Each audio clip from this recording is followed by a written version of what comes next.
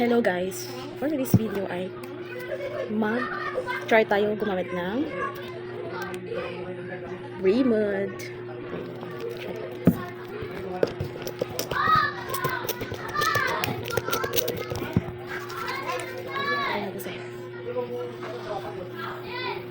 Wala siyang supply guys.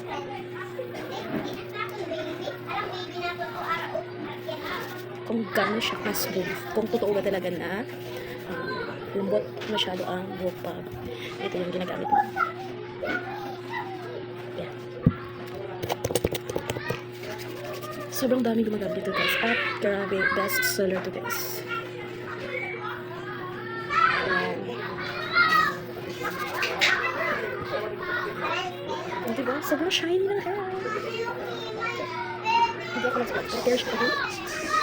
Mag-brush lang siya.